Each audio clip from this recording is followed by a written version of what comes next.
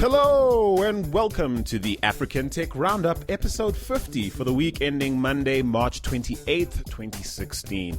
Now this is where we round up the week's most important tech, digital and innovation news from across the African continent. Happy holidays, fam. My name is Andy Lemasugu and joining me on the show is our content producer here on the African Tech Roundup, the reclusive phantom that is Peter Bile. How's it, Peter? How you doing, my good man?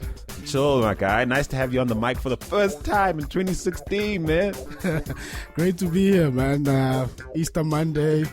Shouldn't be grinding, but hey, I'm here. Hey, the work never stops. TIA, my brother. This is Africa. I'm tuning you. So, in the off chance you're joining us for the first time this year, or maybe even for the first time ever, do go ahead and catch up on all our past episodes at africantechroundup.com. Please do follow us on Twitter and Instagram for useful news updates and commentary. Our handle on both platforms is at African Roundup. On Facebook, you'll find us at facebook.com/African Tech Roundup. But before we get on with the show, this episode of the African Tech Roundup is brought to you by Audible. Get a free audiobook download and a 30-day free trial at audibletrial.com/African Tech with over 180,000 titles to choose from for your iPhone, Android, or MP3 player. Sign up and listen to a great book on big data called Big Data Appliances for In-Memory Computing, a real-world research guide for corporations to tame and wrangle their data by Dr. Ganapati Pulipaka. Just click through to audibletrial.com/African Tech for your free audiobook. Now, first up, it's another step forward for e-commerce in Nigeria, what with Konga.com reintroducing same-day delivery. Now, it seems their new CEO, Shola Adekoya, is keen to impress with some gutsy strategic choices, Peter. I wouldn't really say it's new stuff, but they're reintroducing what they tried when they launched back in 2012. It's not really a new thing. I think it's a case of trying out something that failed back then, but this time at a much smaller scale and then growing from there. Most of the complications seem to be concentrated in that very last mile to the customer. And I think these are some of the issues that Konga wasn't able to overcome before. I wonder what they're doing different. Look, I think it's a case of now they have much more customers to serve in Lagos, so they have like a bigger base to experiment with. Because back then, the thing is, they had challenges of not being able to serve those customers. But now it's a case of they've grown as a company and are able to service that market, and that market is huge enough for them to start trying out all these experiments. It's something that has failed before, and now they've learned their lessons and are doing it in a more strategic way. It's no doubt a dollar and cents issue, like you say. Scale probably factoring in the number of people taking on or adopting, e-commerce as a serious option. Big up to them and all the best to them. And of course, good luck to their brand new CEO who has been at the helm for a long time as the interim CEO, now taking the reins properly. So it remains to be seen whether they're going to succeed at this. It's obviously an innovation that the rest of the world is thinking, hey, that's no innovation. We've had this all the time. Yes, Amazon's done this for a while now elsewhere. But like I said earlier in our introduction, TIA. So no mean feat, I'm sure. Yeah, definitely. Look, Shola's been there before even being the interim CEO. He was like CFO, COO. So he knows the whole Konga growth and background. So, I think he's the best guy to introduce all these new strategic choices, as you put it. I think Konga is like one of those, it's like a perfect example of what a startup should be doing in Africa. These guys are experimenting. They're quick to go to market. They try out new things. If something doesn't work, go back, try something new, like in terms of experimentation or even going to market. For instance, when they started, they were using an open source developed tool, and then they eventually developed their own tools or platforms within, that just, for me, that says, these guys have their heads in the right place. They know they have to get out there, try new stuff. If things break, you just keep trying and hitting it. And that's why they're rated, number one startup in Nigeria. Yeah, for sure. Keeping it lean and mean. I know you and Defo both love the whole lean startup philosophy, and these guys certainly living that, walking the talk. So well done to them and all the best with it. Now, staying with Nigeria, Uber launched in Abuja last week, offering riders 6 days worth of free rides to help people acclimatize to their offering. Oh, well, 6 days, but it's I think it's like 5 limited rides, and obviously you can't ride out of Abuja. In other words, you can't be planning to go visit your grandma in some other state. Yeah, given that it's like Easter weekend, yeah. But look, big up to these guys. Look, this is a brave move, considering, like, if you look at like the reaction from a lot of guys on Twitter, they're saying, like, for instance, Uber is like charging 1,500 naira for a ride that they usually pay like 500 naira for, you know, with the existing taxis. I'm giving you the benefit of the doubt that they actually did their market research and they know what they're doing. But yeah, I mean, to compete with such prices, I don't know if they're gonna survive there. Secondly, you have, is it Easy Taxi? Yeah, that's right, Easy Taxi. Yeah, I mean, we've covered them quite extensively on the show, but they apparently also didn't do so well in Abuja. I mean, it's a different market. It's not like how successful they've been in Lagos.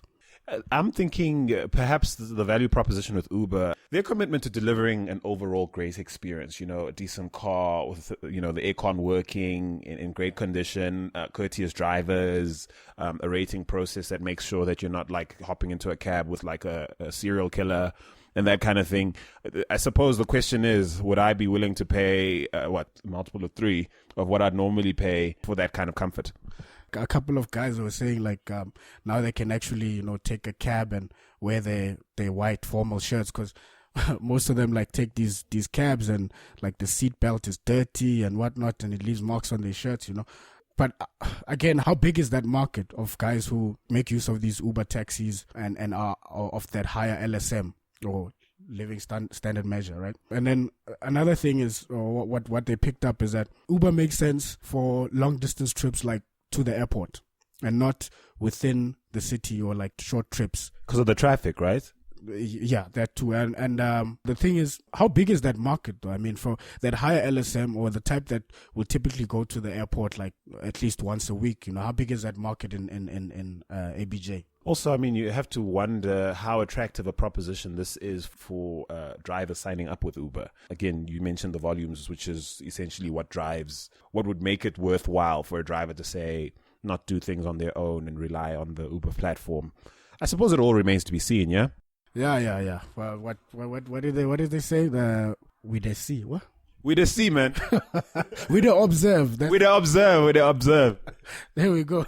To Uganda next, where apparently 3 attempts to commit serious cyber theft at the Bank of Uganda have been thwarted over the last 8 months or so. Yeah, $24 million at play here. Jeez.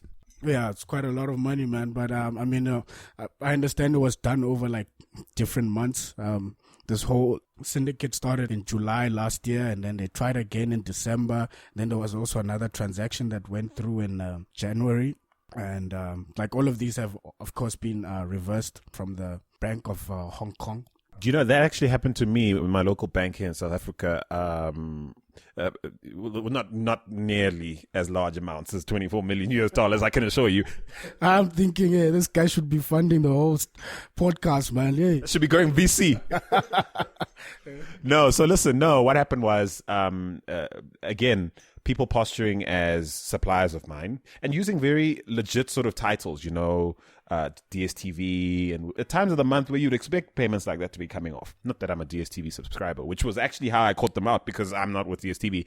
Anyway, but they did this, you know, they scattered their attacks, you know. It's not like they try to take like 15,000 out of my account or anything. They take, you know, subtle amounts. Because according to some of these reports, these individuals were posturing as suppliers to the ministries of defense, energy, and agriculture. Sure, there's a lot of corruption in this. We can't really say there's like a third party that's doing the corruption. I think there were like these fictitious companies that were created internally by whoever is running this thing within Uganda, because all of this was done on a very robust system. This integrated financial management information system. This is like a system that Ministry of Finances use for like transparency and monitoring purposes of all the financial activities that go on in government, right? Now, this system is robust to the point that we can't really suspect that there's a third party that is hacking into it and initiating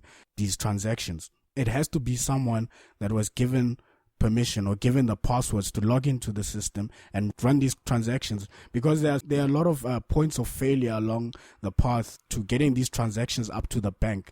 There's a lot of people that have to approve all these transactions. So it has to be someone inside. It can't be someone in China that's running all these things. Interesting you mentioned that, because when I had a problem, listen to me trying to be relatable here. Hey, this guy's got money, right? Like my situation anyway compares to like the Bank of Uganda. Yeah, but seriously, you know what happened? The bank kind of made the admission that the only way I could have been attacked in that way is if someone on the inside had done it, and they refunded me without any question. And the only thing that I should have done that I didn't do is report it, even open a police case, because otherwise there's no incentive on the bank side to investigate. In this case, at least, the story ends well in that they managed to recover the funds. In the case of Kenya, stories have come out of Kenya where similar losses have occurred through fraudulent transactions, something to the tune of $7.8 million that can't be accounted for. They seem to be content to let that go. Talk about the Kenya case. The Auditor General, for instance, was saying he doesn't understand how this IFM-MIS system works. And a lot of officials were saying they don't understand it. The issue is from a user's perspective. I believe in the system. I mean, it's something that has been developed since like the early 2000s and has been used in a number of countries, African countries that I know of. I know Lesotho is using it, Zambia is using it. But the flaws of the system come from the people who use it. If people are going to give out passwords, then obviously it's going to expose the system as being weak. In the Kenya case, people don't even know how to use the system. I'm talking about the Auditor General here. Yeah, that's worrying. I suppose one has to wonder what the government is going to do to probe into how these things keep happening. I mean, 3 times in a row in 8 months? I'd imagine that the situation is prime for investigation. Listen, for our last story, we go to South Africa, where Netflix is feeling the heat, people. What with South Africa's Film and Publications Board, the FPB, reportedly giving Netflix a 2-week ultimatum to comply with its regulatory requirements. So a Kenyan blog breaks the story, Standard Digital, shout out. They reported that South Africa's FPB Chief Operating Officer, Sipho Risipa, has, apparently signed a memorandum of understanding with his Kenyan counterpart in solidarity for Kenya's mission to regulate Netflix for the Kenyan market. Looks like he's taking just as tough a stance on Netflix locally. Except people think, at least critics of that move are accusing the FPB of functioning outside of their mandate. What do you think? Let's go back a bit. To start with this, you gave a shout out to Standard Digital, right? Now they're the only the media house that's actually said this happened, right? And of course, in Africa, other media houses will follow and copy and paste, and the whole story just spreads like a wildfire. Then there's like another article that comes up from My Broadband where the FPB is denying all of this. I mean, they're saying that there was nothing that was sent to Netflix, or they're actually in communication with Netflix and all is going well, and they're trying to find ways around regulation. But it's not as extreme as the way they're claiming that Sifiso announced it in Kenya. Critics are already factoring in on whether, what are they going to do with that money? Why are they trying to regulate the internet? We haven't even approved regulations that the FPB tried to shove down our throat last year. They should leave Netflix alone. Hey, man, I think I've bashed politicians enough today. Shame, man. Well, therefore tends to have a field day with the FPB whenever we talk about them. He is not a fan at all. These guys don't really know what they're talking about. Like, I'm gonna put it like this: we need young people to be involved in these key positions in government to influence policies and everything, and all these bright ideas that comrade deployees come up with. It's interesting that Sipho went and announced this in Kenya. I'm like now assuming that it's allegedly. Yeah. So now in Kenya, for instance, the FPB there couldn't come to an agreement with the ICT cabinet secretary, Joe Mucheru, and he came out and said, look, what you guys are trying to do is unlawful. because we don't have, first of all, the regulations in place or the legislation in place for you to run these regulations, right? He basically tried to explain why it doesn't make sense for you to like try to regulate an OTT like Netflix, like a video on demand service. These old guys are using methodologies or models that they understand from a broadcasting background, whereby you're using a push technology to give content to people. Whereas Netflix is a pull technology whereby people demand this service, right? So you can't apply the same type of regulations that you use on broadcasting services. Let's say FEB goes ahead and does this whole regulation story. They want Netflix to basically rate their services according to local standards, like South African standards, right? Or even Kenyan standards. So now, meaning every time Netflix releases a movie or a series, it has to be re-rated. Like, let's say it was rated 16 in the US, and it has to be re-rated in South Africa again. So that means there's a delay, first of all, of that series coming out or being released in South Africa. Then secondly, Netflix has to pay for the cost of re-rating all of that. And that comes to a tune about like 750,000 or something. Is that rands? That's rands, though. Rands, sorry, yeah, rands. So that and that basically means you've paid for something that you're not even sure that people are actually going to consume. Because remember, we're talking about pull technology and not push technology. So you're not guaranteed to broadcast this content, and you're paying for it to be rated. In the case of the traditional movie business, you at least guaranteed a certain amount of distribution through television, digital TV, as well as the theaters and so on. Yeah, exactly. Now with Netflix, worst case scenario, but let's say something comes out and no one consumes it. Now you've paid like 750K to have it re-rated and go through all this process for nothing. Sure. And then apply that to the 18,000, 30,000, whatever, 80,000 type, depending which region you're in, of course. However many thousand titles you have in terms of series and movies, etc. I can see how Showmax is at an advantage here because of their presence on the continent as DSTV, where all their content already follows that process. And they also have other channels to distribute it, whereas Netflix would rely solely on the internet play. Yes, definitely. And this is where I think Sipho also mentioned it again. He was saying that they need to basically put in place a team that will train the Netflix guys to go through all these processes of re-rating and basically having like a local operation. But again, he's not very clear on how they want to do this. Yeah, this is very strange indeed, but thanks for unpacking that quite a bit. I didn't realize all the intricacies at play. I suppose the broader question regarding the Film and Publications Board, at least in South Africa, and its counterparts across the continent, is what is their mandate in terms of law to regulate the internet, if at all? And indeed, like you say, OTT services, whether it's video on demand or otherwise. These guys have a mandate to protect consumers.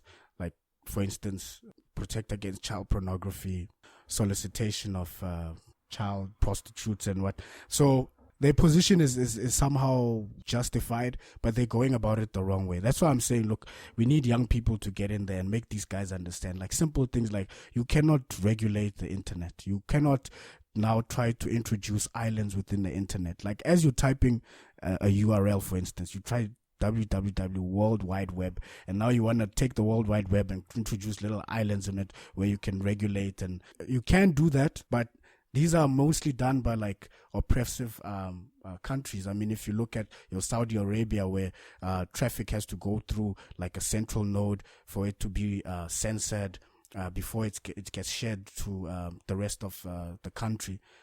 There's a lot of like Asian countries that are doing things like this. I don't know if this is what they want to be seen as. It's very backward and oppressive. And perhaps, sadly, possibly the future of how we consume the internet, at least on the continent, assuming you don't know how to acquire a VPN. Yeah, hey, the VPN story, man. It's very interesting, and that Netflix was trying to find ways of overcoming the VPN issue of guys using VPNs to access Netflix. But now it probably works for them. I mean, if there's going to be now regulations within different countries, then VPN is probably best for them, yeah? Well, I think it's a sword that cuts them either way, because, I mean, they don't make the revenue if you access their services via VPN. And on this hand, with governments wanting to treat them like traditional broadcasters, they stand to basically eat into their margins a great deal. That said, perhaps their strategy of launching everywhere all at once and making big wins in the areas where they don't get the pushback is how they're going to make their money. Yeah, man. It's interesting that I was listening to like one of the old podcasts that you did with Justin Spratt, and you actually had this discussion around how the push technology and pull technology, like broadcasting, and like video on demand, is going to create all this madness. I mean, all these publications boards and governments are really like having a hard time, trying to regulate or find ways of milking or getting a piece of the pie. We still have a long way to go. Interesting times ahead. For sure. And I mean, I'm thinking even of the content producing side, where you've got the massive content industry, whether we're talking film here, audio, in the traditional space, all trying to figure out music, even all trying to figure out how they're going to make money in these changing times. I didn't announce that we'd launch into our discussion, but we did plan to unpack the Netflix story a little bit. What do you think, though, listening to us today? Do you think governments on the continent should be looking for ways to regulate Netflix and basically tax the model that they're so efficiently applying to deliver entertainment to our desktops and mobile devices like never before? Or should they be left alone? Is it fair game? And then what do you think? Does Netflix deserve the treatment it's getting, given they're trying to make as much money as possible by clamping down on VPN usage? And do you trust our governments to come up with the correct policies to regulate the internet and indeed collect what's likely to be huge sums of money in the aid of protecting us from the evils of the internet? Tell us what you think. Drop us a line on Twitter at African Roundup, or just email us. Our email address is hello@africantechroundup.com. We'd love to hear from you. Otherwise, once again, today's episode of the African Tech Roundup is brought to you by Audible. They're offering a free audiobook download with a free 30-day trial to give you the opportunity to check out their service. Now, this week, we're recommending a book called Big Data Appliances for In-Memory Computing, a real-world research guide for corporations to tame and wrangle their data. This is a book by Dr. Ganapathy Pulipaka. This book is a scientific expedition to research and explore enterprise-grade big data appliances and learn how they discover, visualize, predict, and action the patterns and trends of the world's unprecedented piles of big data. Now, that sounds good to you? Get Dr. Pulipaka's insightful book or any other audiobook of your choice for free right now at audibletrial.com/African Tech. That's audibletrial.com/African Tech. Otherwise, that's the week's show. Be sure to listen in again next week. The next episode drops at 9 a.m. Central African Time on africantechroundup.com. In the meantime, though, as promised, we've started publishing some interesting conversations we had at Nest VC's What's Next FinTech event, starting with conversations I had with MFS Africa CEO Dare Okuju, and of course the founder of FinTech Startup on the Rise, Creditable, Sechaba Ngwenya. You can find them on our SoundCloud account at soundcloud.com/African Tech Roundup, or just check our recent posts on Twitter and on Facebook. And so it's cheers from me, Andile Masugo. And me, Peter Bele. Enjoy the holidays, folks. Peace out. Peace, and apologies for the fluey voice, yeah? Oh, shame. You get better, man.